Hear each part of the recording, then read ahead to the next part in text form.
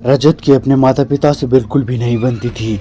वो हर समय किसी न किसी विषय पर अपने माता पिता से विवाद कर देता था। उसके जीवन में रिश्ते का कोई मूल्य नहीं था।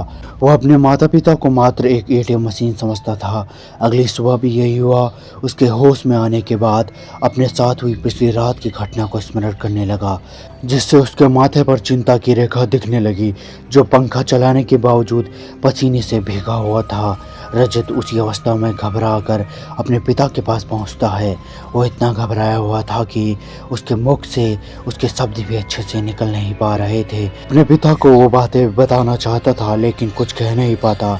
उसके पिता उसको गुस्से में देखते हैं और कहते हैं कि कुछ बोलेगा या हमेशा की तरह कुछ सुनाने आया है। रजत के चेहरे के भाव अब डर की जगह गुस्से में बदल गए और उस स्थिति में उसने अपने पिता को ही सुना दिया और गुस्से में घर से निकलकर कॉलेज पहुंचा, जहां उसका इंतजार उसका दोस्त और डिम्पल कर रही थी। उन दोनों को उसने अपने साथ हुई घटना को बताया।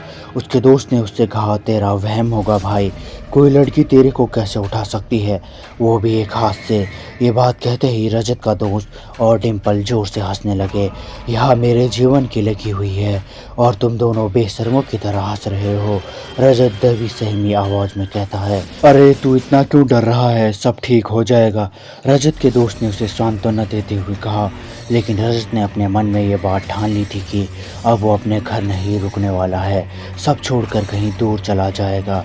रजत का यह फैसला सुनकर उसका दोस्त उसे रोकने की सलाह देता है और कहता है कि रजत को अपने परिवार को अकेले नहीं छोड़ना चाहिए। लेकिन वो ठान चुका था कि उससे अपने परिवार से कोई मतलब नहीं है।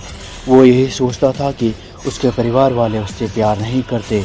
इस पर डिम्पल कहती है, अगर तुमने सोच ही लिया है तो आज रात को तुम मेरे साथ मेरे शहर लखनऊ चलना, वहाँ हम दोनों अपनी ज़िंदगी की नई शुरुआत करेंगे। रजत को डिम्पल का सुझाव अच्छा लगता है। रजत ने डिम्पल के कहने पर अपने बैग को सही तरह से पैक करके चंडीगढ़ रेलवे स्टेशन पर पहुंच जाता है। डिम्पल ने उसे प्लेटफॉर्म नंबर 4 पर आने को कहा था। रजत रात 10 बजे चुपचाप अपने घर से प्रस्थान करता है। उसे बाहर जाने में अजीब लग रहा था। रजत की ये रात बाकी रात से अलग थी। मौसम में सर्द हवा की मौजूदगी थी, लेकिन फिर भी रजत को घुटन महसूस हो रही थी। जैसे ही समय का पहिया रात के 12:45 पर पहुंची, प्लेटफॉर्म पर एक ट्रेन की एंट्री होती है। रजत घबराहट से भर जाता है। डिम्पल अभी तक रेलवे स्टेशन पर नहीं पहुंची थी। स्टेशन भी पूरी तरीके से किसी शमशान घाट का रूप धारण कर चुकी थी। रजत को कुछ समझ नहीं आ रहा था। डिम्पल का इंतजार करते हुए उसने इधर उधर हर दिशा में अपने चक्षु को दौड़ाया, लेकिन डिम्पल कहीं नहीं दिखी। तभी फिर से एक ध्वनि रजत के कानों में गूंजती है, रजत मेरा इंतजार कर रहे हो। ये वही आवाज़ थी जिसे रजत ने अपने रूम में सुनी थी। इसमें भी वही भाव की दस्तक थी। फिर वो आवाज़ एक भयंकर हंसी में परिवर्तित हो जाती है। रजत अपना होश खो चुका था।